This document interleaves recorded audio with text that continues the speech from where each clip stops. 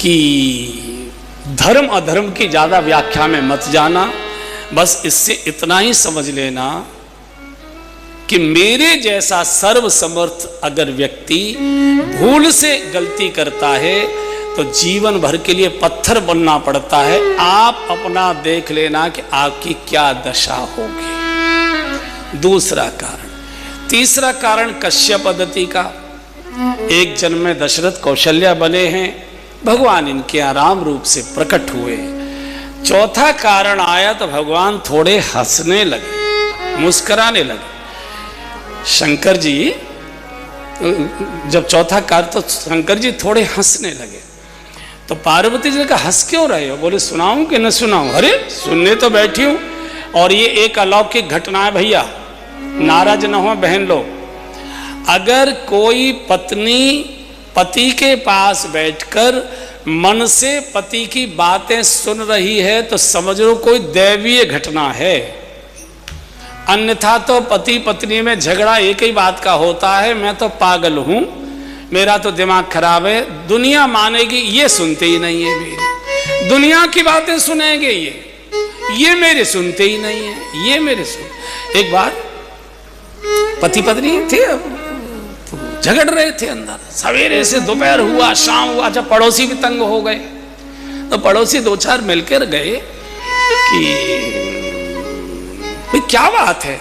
पति बाहर बेचारे डर के मारे अखबार पढ़ रहे थे, भीतर घुसने की हिम्मत ही नहीं कर रहे थे, और भीतर से वो चीख रही थी। अच्छा वो चीखती इसलिए कि पड़ोसी सुने ताकि आदमी डर जाए, जल्दी से भीतर आ जा रहे, बता क्या है।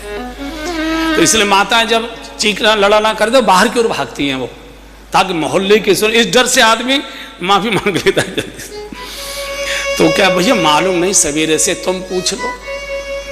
तो गए भाई क्या बात है देवी, क्यों क्या बात का झगड़ा? मुझे नहीं मालूम, उनसे पूछो। तो वो कह रहे हैं कि आपको ज्यादा जानकारी है, क्या बताऊं? तुम क्या न्याय करने आए? ये मेरी सुनते नहीं है, और क्या करूं? न चिल्लाऊं।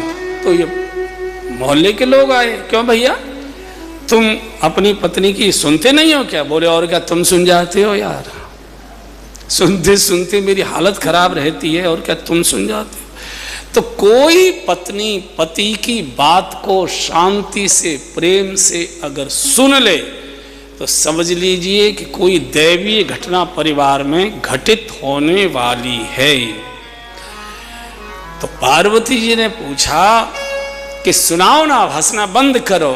बोले देवी अब धैर्य और ध्यान से सुन लो। बोले क्या है? बोले नारद शाप दीन एक बारा, नारद शाप दीन एक बारा, कल्प एक ते ही लगी अवधारा, कल्प एक ते ही लगी अवधारा, गिरिजा चकित भई सुन वाणी, गिरिजा चकित भई सुन वाणी, नारद विष्णु भगत पुण्य ज्ञानी, नारद विष्णु भगत पुण्य ज्ञानी, कारण कवन शाप मुनि दीना, कारण कवन शाप मुनि दीना, का अपराध रमापति कीना, का अपराध रमापति कीना, यह प्रसंग मोहि कहूँ पुरारी, यह प्रसंग मोहि कहूँ पुरारी,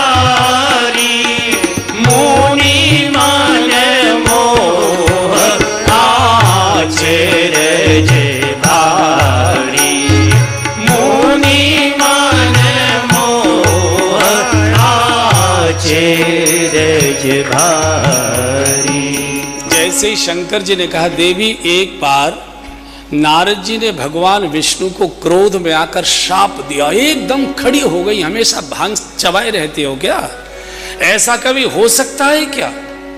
शंकर जी ने कहा, हो नहीं सकता, ऐसा ही हुआ है देवी। पार्वती जी कह रही है मेरी समझ में नहीं आ रहा है, ये तो हो ही नहीं सकता। शंकर जी ने कहा, क्यों नहीं हो सकता? बोले, एक तो नारद जी भगवान विष्णु के भक्त है, नारद विष्णु भगत और पुण्य ज्ञानी, इतने बड़े ज्ञानी, ये अज्ञानता का कार्य कैसे करेंगे? भूल की होगी तो कोई ना कोई भूल भगवान विष्णु से हुई होगी, मेरे गुरुजी तो गलती कर ही नहीं सकते। और बंधु और बहनों, अगर गुरु निष्ठा का कहीं दर्शन करना हो तो कहीं मत जाइए, पार्वती जी के पास जाइए। इतने गुरु भक्ति, इतनी गुरु निष्ठा, भूल की होगी तो भगवान ने की होगी, मेरे गुरुदेव नहीं कर सकते। और भगवान